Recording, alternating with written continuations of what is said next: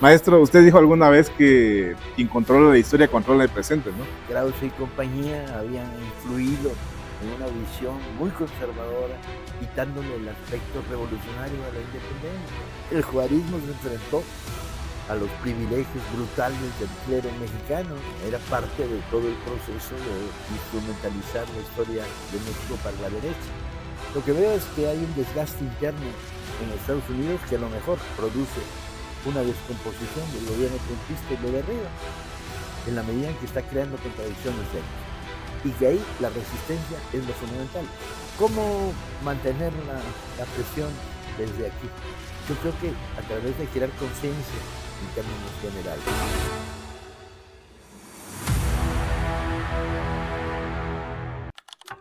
Ok, estamos aquí en la librería del Fondo de Cultura Económica Rosario Castellanos, iniciando esta entrevista bastante coloquial con el maestro Paco Ignacio Taibo acerca de la historia de algunos acontecimientos. Y vamos a empezar.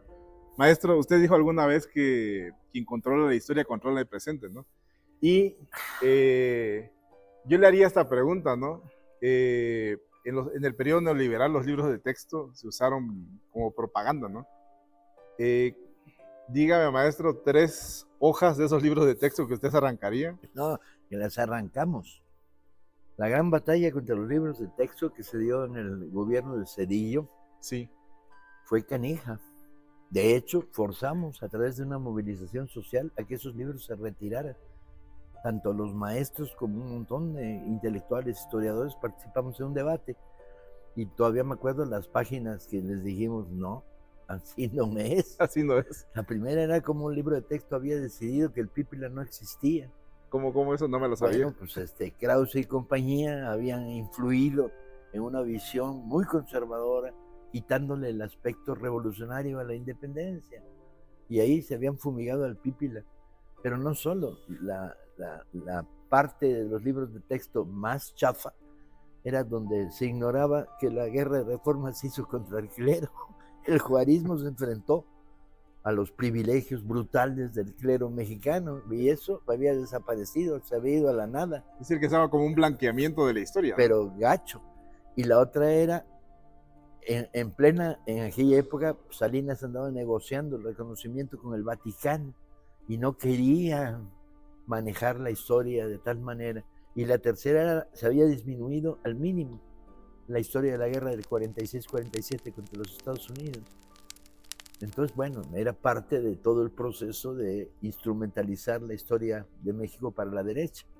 Claro. Estaba vinculada a otras operaciones menos visibles, más subterráneas, como la operación de la independencia la habrá iniciado Hidalgo, pero por favor, la consumó Iturbide. Y tú dices, espérame, la independencia que consume Iturbide es la contrarrevolución de independencia. Claro. Le quita el contenido a lo que fue el proyecto original de Hidalgo de Morelos. Claro, y en ese sentido, maestro, no hay solo un blanqueamiento de la historia en el periodo neoliberal, sino también lo que ha llamado usted, pues unos héroes de bronce, ¿no? Es decir, doy 3 ejemplos. Por ejemplo, el cura Hidalgo lo pone como un curita bonito, muy buena onda, ¿no? No, pues a veces, porque la ofensiva tuvo características más duras. Entre otros, en revistas como Nexos,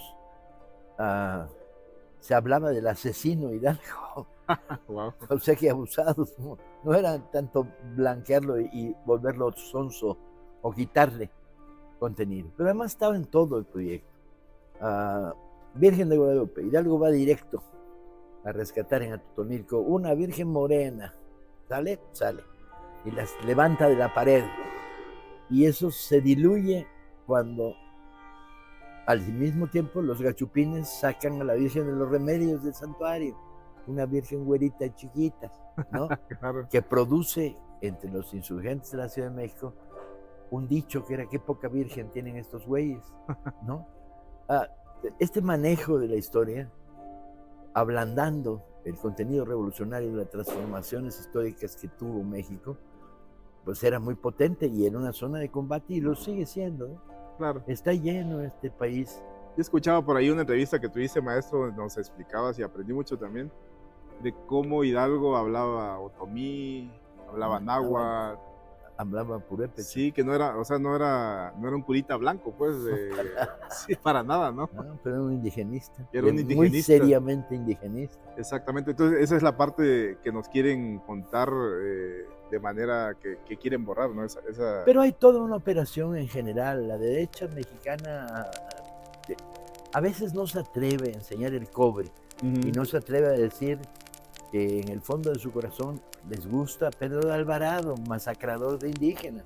Se lo callan, no lo dicen, o no se atreven a confesar que sus grandes nostalgias pues, están con el imperio y con Maximiliano. Claro, tienen una fusilado en el Cerro de las una Campanas suerte de por traidor y esquizofrenia, trumpista. ¿no? Claro. ¿No? Es un fenómeno muy particular y es una zona de discusión y de debate. Claro.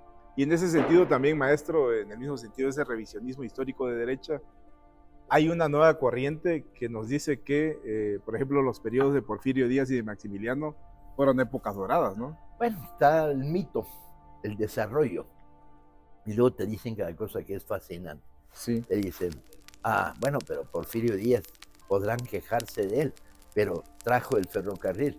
Pues el ferrocarril lo trajo la época, no Porfirio. Claro.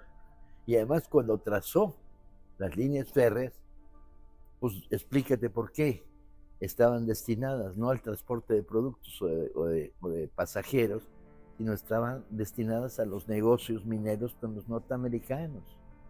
Entonces, esta visión blanqueada del porfirismo es muy común.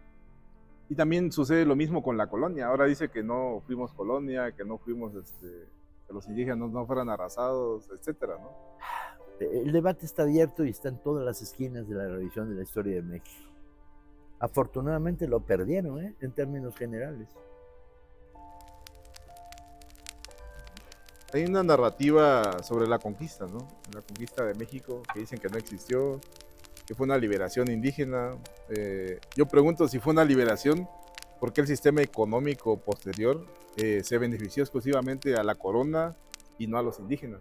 Yo creo que lo que pasa es que el análisis se salta a una parte, que es la intervención del microejército, porque no se le puede llamar de otra manera, de conquistadores españoles, incide en una guerra civil en el altiplano de diferentes comunidades.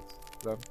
Y al incidir ahí, aprovecha las quiebras que tienen los náhuatl respecto a los tlaxcaltecas y bueno, va utilizando las contradicciones de esta situación.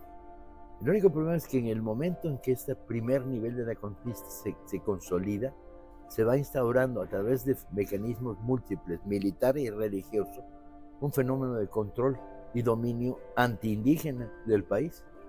Y esa es la verdadera conquista, no la conquista de Tenochtitlan, sino la conquista a través de mecanismos religiosos y mecanismos militares del conjunto del país, sojuzgando una por una a las etnias que va confrontando.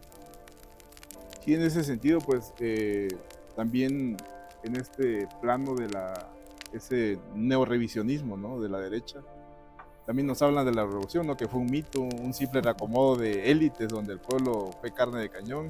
¿En qué momento la furia de la división del norte rompió ese guión, ¿no? ¿No es Villa una prueba de que el pueblo sí tenía un proyecto propio? Y Villa y el zapatismo, y varias más de las corrientes progresistas en el movimiento de 1910. Lo que pasa es que son las corrientes que al final fueron derrotadas por el carrancismo. Y en ese, yéndonos un poco más, maestro, a la cuestión actual, México y en general el mundo, ¿no? y América Latina está padeciendo los embates de Estados Unidos, ¿no? ¿Cómo? Yo me pregunto, me hacía esa pregunta mientras venía esta entrevista, la forja de la nación mexicana, ¿no? México se ha forjado a hierro contra fuego, ¿no? Con invasiones francesas, la invasión... del 46. Sí, del 46, la invasión, bueno, de Estados Unidos también, por supuesto, ¿no? Entonces, ¿cómo México se ha forjado ante esto y cómo no nos hemos roto, ¿no? A pesar de eso, hemos configurado una nación. ¿Y cómo ves actualmente todos estos embates nuevos, ¿no? Con aranceles, con injurias hacia México, con este nuevo podríamos llamarle esta nueva doctrina Monroe o intervencionista, ¿no? A ver, lo que tenemos enfrente es una transformación de las relaciones que va más allá del proyecto neoliberal. En Estados Unidos toma el poder una tendencia fascista, neonazi, que desarrolla militarismo y nacionalismo de vieja estrofa y confronta el viejo proyecto neoliberal norteamericano que trataba del dominio a través del control de los mercados. Sí. Aquí lanza la ofensiva militar, que es una ofensiva combinada, es las amenazas todos los días. Y te voy a poner aranceles y voy a intervenir en México y persigo a los mexicanos en Estados Unidos de manera brutal a través del ICE. Todos estos mecanismos conjuntos están provocando una crisis interna en Estados Unidos, pero están provocando también una situación que nos fuerza en México a mantener una actitud defensiva. Claro. Porque es diferente tratar con un loquito que con un loquito que tiene el botón de las armas nucleares. Un arma nuclear. Y la flota. Exactamente. La flota naviera y los barcos y el poder militar. Y está obligando continuamente al gobierno mexicano y a la nación a definirse en términos de no, pero soberanía, pero al mismo tiempo sin confrontar de manera brutal. Claro. Tratando de que la confrontación no sea brutal y adquiere niveles militares. La amenaza de voy a poner helicópteros en México está desde el primer día del gobierno, del segundo gobierno de Trump, y tienes que pararla. Y la amenaza de ya no vas a poder vender jitomates. Pero curiosamente la tienes que parar no solo desde las propuestas económicas del gobierno mexicano, sí, que Claudia ahí se ha visto muy bien. Tienes que pararla también porque de repente los consumidores de jitomate mexicano en Estados Unidos te empiezan a desesperarse, ¿sí? Claro. Y tienes que conjugar con la crisis interna norteamericana. La respuesta que hay en estos momentos al ICE ha venido crece y crece y crece, defendiendo a los trabajadores emigrantes, a los que se acusaba de cualquier cantidad de burradas y barrabasadas, cuando ignoraban el hecho fundamental. Estados Unidos ha sido históricamente una economía que se ha construido sobre migraciones sucesivas. Claro. Entonces, si tenías el problema de 2 millones, 5 millones de migrantes, resuélvelos por la vía de darles permisos temporales y condúcelos a una situación de legalización. No, en lugar de eso deciden perseguirlos. Claro, y en ese sentido México pues se ve como un país que ya lo es, ¿no? Un país muy importante en esta transición histórica que estamos viviendo del multilateralismo a la división en básicamente 3 esferas de influencia, ¿no? Estados Unidos, Rusia y China, ¿no? ¿Quién sabe cómo vamos a salir de esto? ¿Cuáles son los escenarios que mirarías tú con ese...? No, yo tenía una bola para jugar boliche y ver el futuro y fui a jugar boliche y valió madres mi bola. No, escenarios, no somos profetas, ¿no? No, es muy complicado. Lo que veo es que hay un desgaste interno en Estados Unidos que a lo mejor produce una descomposición del gobierno trumpista y lo derriba, en la medida en que está creando contradicciones dentro. Y que ahí la resistencia es lo fundamental, la nuestra, la venezolana, las de los compañeros de Groenlandia y cualquiera que se te imagina, la de los cubanos. Claro. ¿Cómo mantener la presión desde aquí? Yo creo que a través de crear conciencia en términos generales y contar y explicar. Exacto. Y narrar. Y sobre todo, derrotar en el terreno interno mexicano a las corrientes más chupabotas y lambisconas y degradadas de la derecha mexicana, que en el fondo estarán pensando, no, si Trump invade, es nuestro momento. Exactamente. Bueno, pues es históricamente. Se envalentonan, ¿no? Se envalentonan un poquito, porque no dan para mucho, ¿no? Es una bola de serviles tarados, buscando que las contradicciones imperiales le resuelvan su crisis interna, que los ha conducido a estar convertidos en una minoría política en México. Totalmente irrelevante. Yeah. Y entonces, bueno, pues esto históricamente están la bola de arrastrados que fueron a Miramar a ofrecerle la corona de México a Maximiliano. Yo me recuerdo con ese episodio histórico que dices, ofreciéndole la corona a Maximiliano, ¿no? Cuando viva el gobierno republicano aquí, me recuerda lo de María Corina Machado ofreciéndole el Nobel de la Paz a Trump, ¿no? El servilismo de la derecha, ¿no? Sí, lo que pasa es que a la derecha se le olvida una cosa. Trump y el imperio no pagan bien a los traidores. Los usan, los manosean, los tienen ahí jugando un papel y luego los escupen y los vomitan. Claro. Y entonces los traidores mexicanos deberían darse con cuidado, porque no solo provocan el unánime repulsa que en México se produce contra los que dicen esto, sino también tampoco van a quedar muy bien con el propio imperio. Exactamente, el que pretenden servir, ¿no? Y menos cuando hay un sustrato, no solo actual con la presidenta Sheinbaum, que tiene unos niveles de aprobaciones tremendos, 70-80%, ¿no? Según diferentes encuestas, pero un sustrato histórico de patriotismo que se ha forjado precisamente ante estas invasiones desde fuera que han querido siempre dominar a México, ¿no? Ahí la tienes. Entonces, para ir finalizando, maestro, ¿cuál es el papel de México ante este acontecimiento histórico donde está técnicamente cercado, ¿no? Se ha perdido de alguna manera Chile, Bolivia, actualmente Honduras, ¿no? Entonces Venezuela. México queda como una potencia latinoamericana de izquierda junto con Brasil, ¿no? Pero Brasil está lejos de Estados Unidos. ¿Cuál va a ser la postura narrativa de México ante estos acontecimientos? No lo sé cuál va a ser. Lo que sí sé es la misión que tenemos de latinoamericanizar todavía más la información en nuestro país. Claro. De levantar otra vez la movilización apoyando a Venezuela, para que no se la coman, para que no de repente Trump actúe como el tío Lolo, que se lo come solo todo lo que dice, que se inventa estadísticas todos los días, y dice, bueno, ahora que voy a ser presidente de Venezuela, pues, ¿y que a ti quién te nombró, güey? Que lo único que has hecho en Venezuela es bombardear a una población que no tenía capacidad de resistir el bombardeo. No te da vergüenza. Y parece que la gente internacional está absolutamente opuesta, ¿no? De un proyecto humanístico democrático que en Latinoamérica podemos decir que cabeza México, ¿no? Brasil también. Y en Europa, pues la mayoría de países de Europa, ¿no? Entonces, en ese momento Estados Unidos está queriendo intervenir en Groenlandia y ya intervino en América Latina, ¿no? Entonces, con estos dos proyectos de naciones enfrentados en el hemisferio occidental, debe México, ¿no? Poner una postura más radical con respecto a la narrativa de la derecha. Conforme la derecha avanza, la respuesta va a ser más dura. Así de sencillo. Más dura y más tajante como... Tanto desde el punto de vista político gubernamental como desde el punto de vista social. Ok, maestro, y para finalizar, suavizando un poco este tema de la entrevista, porque me preguntaba el padre Alejandro Solalinde y la cultura que hace, ¿no? en ese contexto, porque estamos hablando precisamente de las exportaciones de migrantes.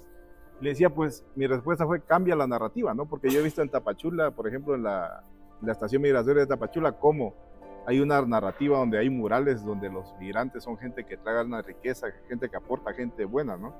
A la narrativa tradicional donde el migrante es gente que viene a robar, gente que viene a delinquir.